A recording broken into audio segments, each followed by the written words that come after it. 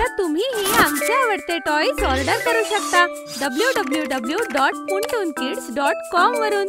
Link description मध्ये आहे. दादाचं लग्न. एके दिवशी गट्टू चिंकी शाळेतून घरी येतात आणि बघतात आणि त्यांचे काका घरी आले होते आणि बाबांसोबत लिव्हिंग रूम मध्ये बसले होते.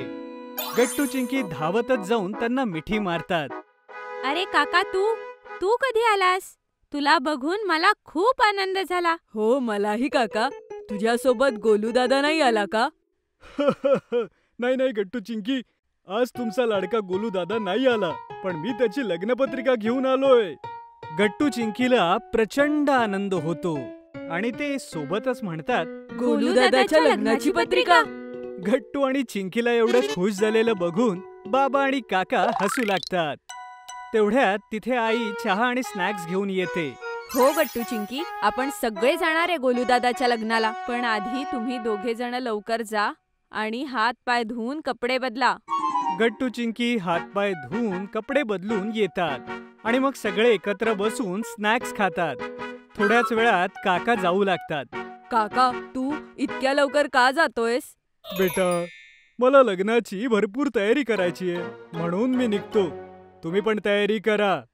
काका एवढं बोलून निघून जातात आणि गट्टू चिंकी पटकन आपल्या रूम मध्ये येऊन आपलं कपाट उघडतात आणि सगळे कपडे इकडे तिकडे करतात. तेवढ्यात तिथे आई येते.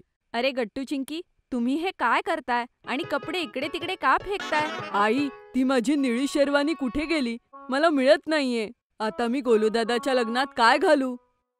हो आई, तो माझा गुलाबी ड्रेस कुठे? तो खूप सुंदर आहे.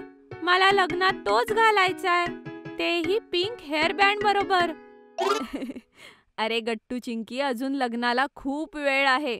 आधी तुम्ही तुमचे कपडे कपाटात नीट ठेवा आणि काळजी करू नका.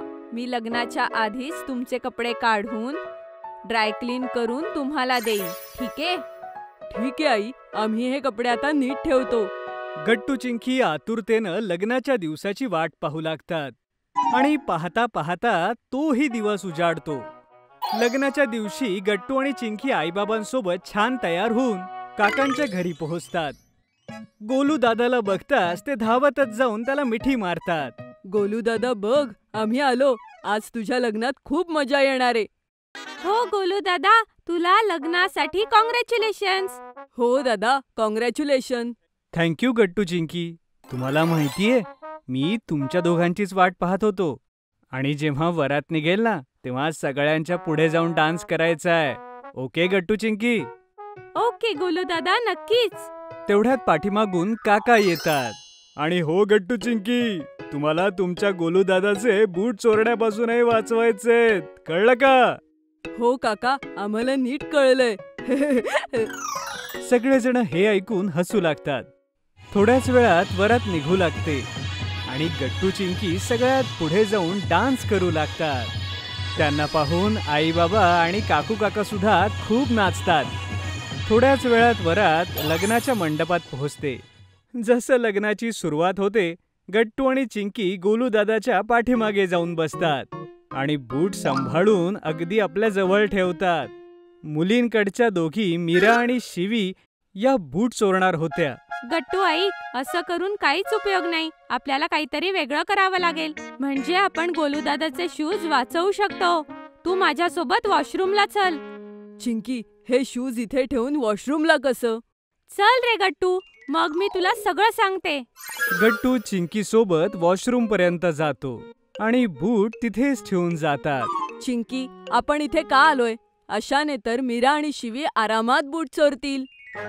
गट्टू, हाच तर माझा प्लॅन आहे. आपण मीरा आणि शिवीला बूट चोरू देऊ आणि इथून लपून आपण बघूयात की त्यांनी बूट कुठे ठेवले आहेत. ओ हो चिंकी, ही तर मस्त आयडिया आहे. मग काय होतं, गट्टू चिंकी लपून मीरा आणि शिवीला पाहू लागतात. त्या दोघी बूट चोरून एका फुलाच्या बास्केटमध्ये ठेवतात. लग्न झाल्यानंतर मीरा आणि शिवी जेव्हा गोलू दादाकडे पैसे मागू लागतात तेव्हा गट्टू चिंकी हसू लागतात.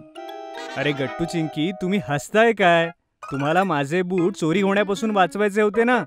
गोलू दादा, तुझे बूट चोरलेच नाहीये, ते आमच्याच जवळ आहे. हे ऐकून सगळेजण आश्चर्यचकित होतात. हे काय बोलताय गट्टू चिंकी? असं कसं होऊ शकतं? बूट तर आम्ही लपवून ठेवलेले आहेत. हो, मीरा आणि शिवी, जिथे तुम्ही बूट लपवून ठेवले होते, मी आणि गट्टूने आधीच तिथून बूट चोरलेत आणि ते आता आमच्याकडे आहेत. हे ऐकून सगळेजण जोर जोरात हसू लागतात. वा गट्टू चिंकी, मानलं पाहिजे. तुम्ही दोघांनी तर कमालच केली. खरंच गट्टू चिंकी, तुमच्या दोघांमुळे खूप मजा आली आम्हाला. हो, तुम्ही दोघं तर खूप स्मार्ट आहे. आम्हालाही खूप मजा आली मीरा आणि शिवी.